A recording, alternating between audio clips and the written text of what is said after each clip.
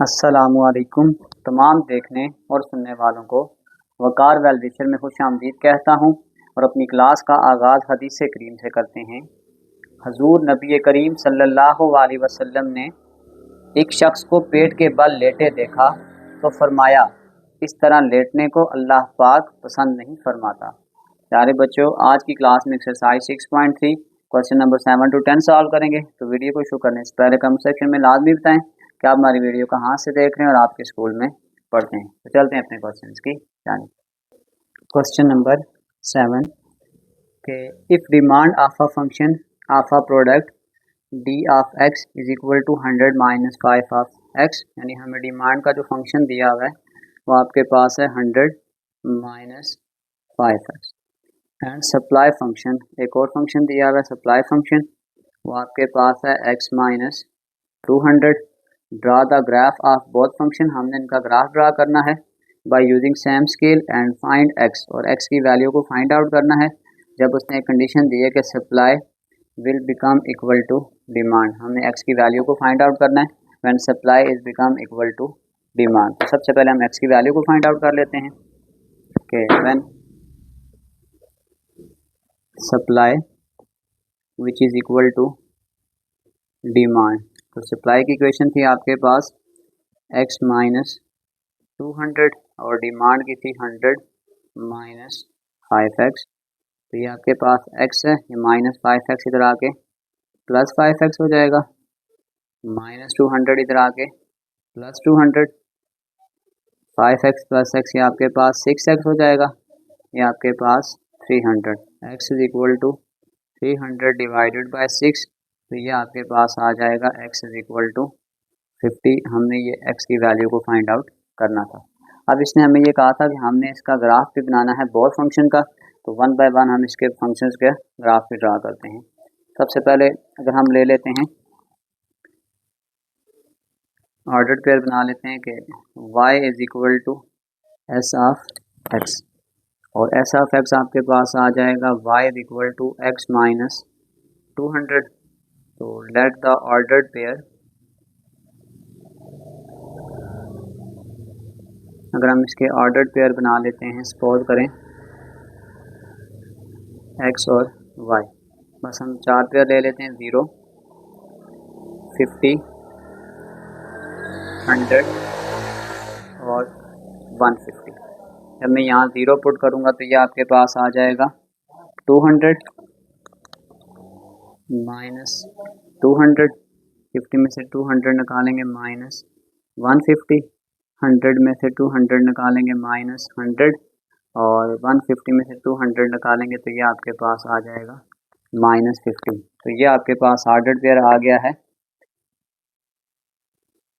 आपके पास हमने जो फंक्शन यूज़ किया था ये सप्लाई का आ गया। अब दूसरी दफ़ा हम डिमांड को यूज़ करते हैं कि y is equal to D of x, और y इज इक्वल टू जो डिमांड का फंक्शन था वो आपके पास था 100 माइनस 5x। यही ऑर्डर पेयर ले लेते हैं x और y। x की वैल्यू 0,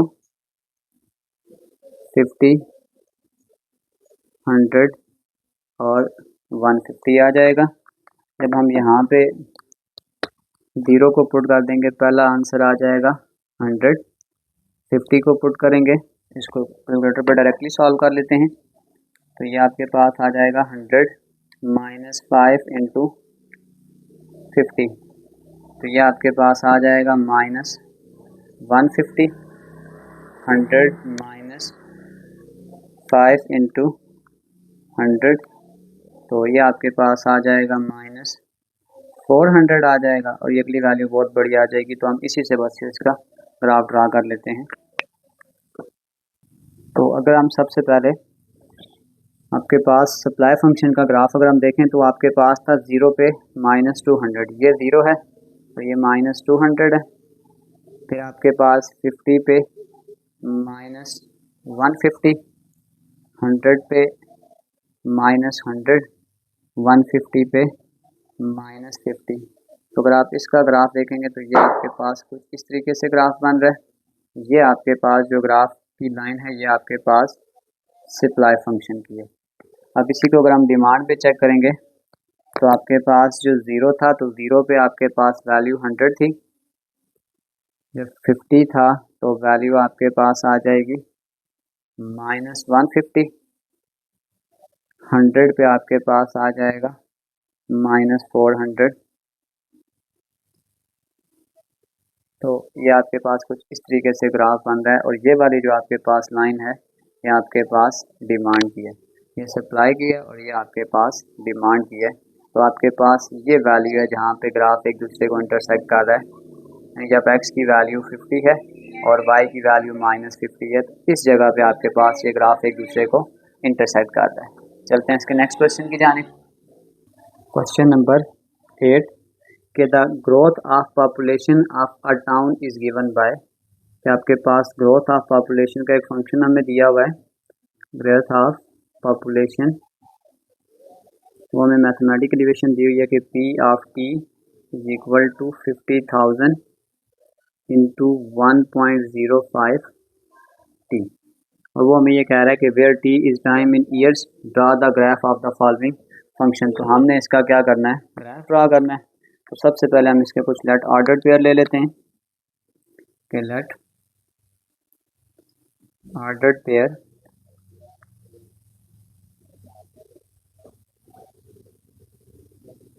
T0, 1, 2 और 3।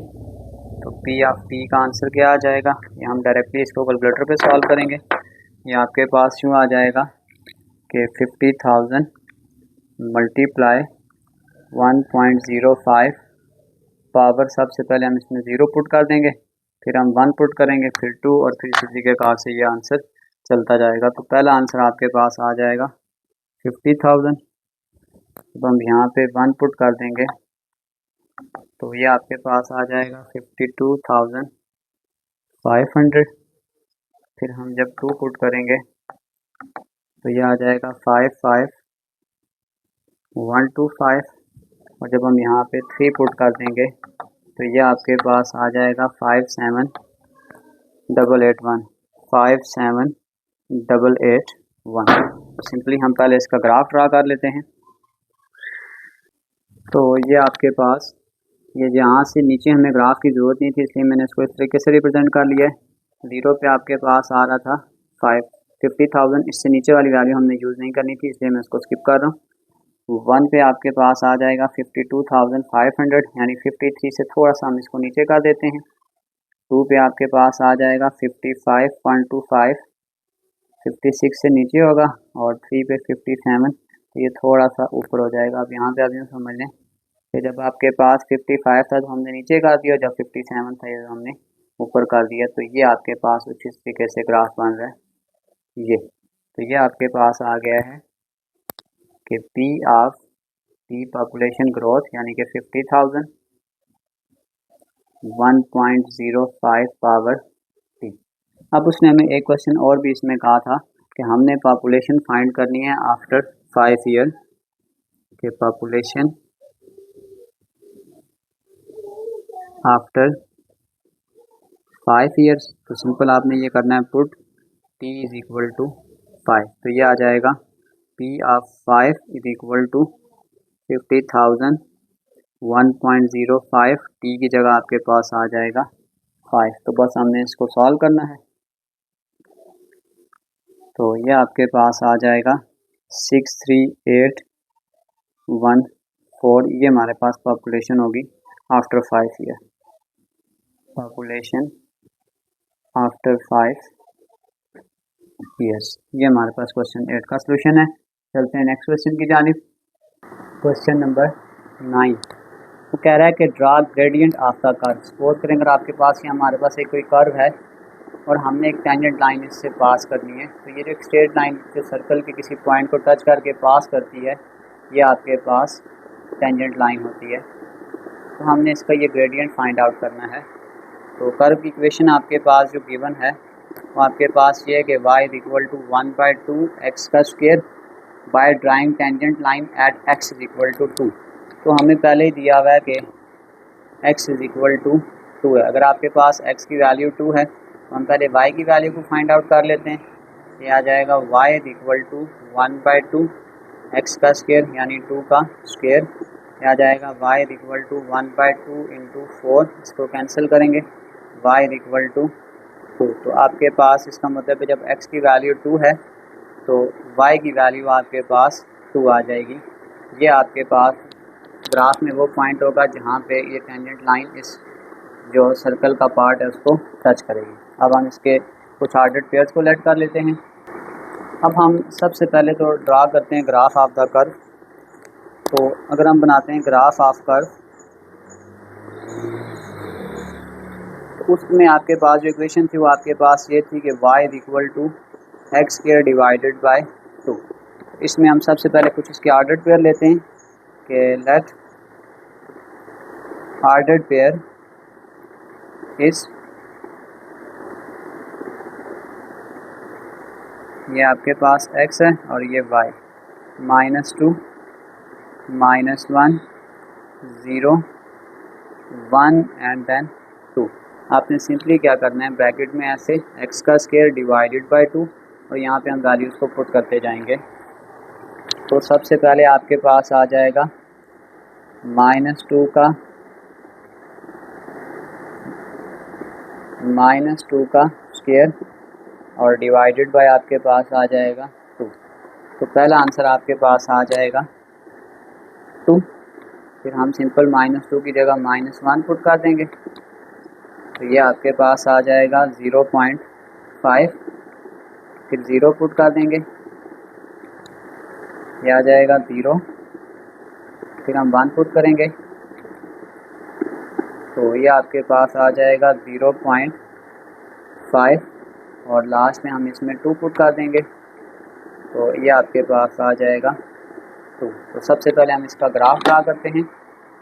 अब अगर हम इसका जब ग्राफ ड्रा करेंगे तो ये आपके पास देखें -2 पे 2 है तो ये आपके पास -2 है और ये आपके पास +2 आ गया।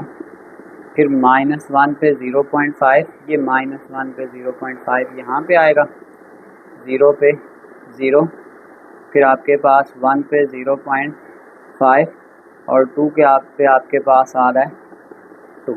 अगर आप इसका ग्राफ देखेंगे तो ये कुछ इस तरीके का से बन रहा है।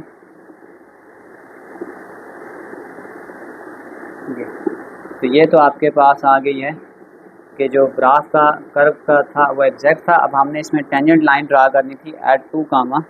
तो आप यूँ समझ लें कि ये आपके पास एक पॉइंट है, देखिए ये 2 और ये 2। तो इसका मतलब है इस तरीके से अगर हम इसकी एक लाइन ड्रा करेंगे इस जगह पे तो ये जो पॉइंट है ये आपके पास है 2, 2। तो ये जो रेड लाइन आपके पास आ रही है ये आपके पास टेंजेंट लाइन है एट 2, 2। ये ग्रीन वाला आपके पास कर्व है का ग्राफ है और आपके पास जो हमने टेंजेंट ड्रा करना था एट x इक्वल टू 2 तो ये आपके पास इसकी टेंजेंट लाइन है। चलते हैं इसके लास्ट क्वेश्चन की जानिब। क्वेश्चन नंबर 10 कि a logistic company charges base fee $50। आपके पास जो बेस फ़ी है जो बेसिक रेंट है वो आपके पास है $50 and additional charges $0.5 per mile for transporting goods. तो अगर हमने ट्रांसपोर्ट करना है, कोई सामान लेके जाना है तो वो आपके पास है $0.5 पर माइल। और अब वो ये कह रहा है कि if the shipment travel 250 miles, total travel अगर आपके पास आ रहा है 250 माइल्स तो हमने फाइंड करना है टोटल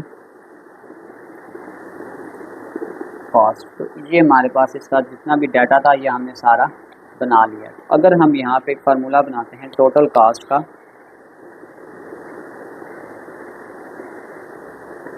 तो आपके पास आ जाएगा बेस फ़ी यानी जो बेसिक फ़ी होगी और प्लस आपके पास ट्रांसपोर्टिंग गुड्स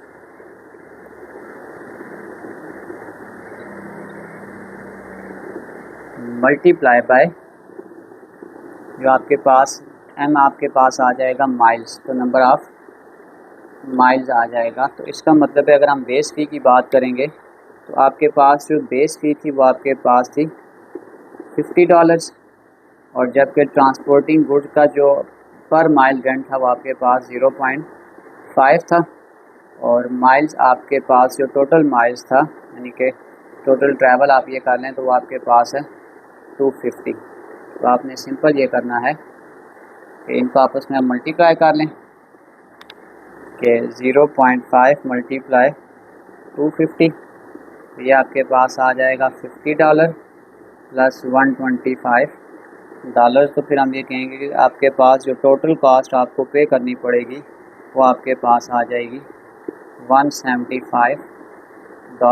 ये हमारे पास इसका फाइनल आंसर है जो गिवन डाटा हमें प्रोवाइड किया गया था। इसी के साथ हमारी एक्सरसाइज 6.3 कंप्लीट सॉल्व हो चुकी है। डिस्क्रिप्शन में मैं लिंक डाल दूँगा, अगर आप इन नोट्स को विज़िट करना चाहें तो आसानी से विज़िट कर सकते हैं। आखिर में एक छोटा सा मैसेज अपने देखने और सुनने वालों के लिए। हज़रत अली रज़ी ताला अन्हा फरमाते हैं, लोगों से याद करने का शिकवा मत किया करो, क्योंकि जो इंसान अपने रब को भूल सकता है वो इंसान सबको भूल सकता है। सारे बच्चों मिलते हैं अगली वीडियो में, तब तक के लिए अल्लाह हाफिज़।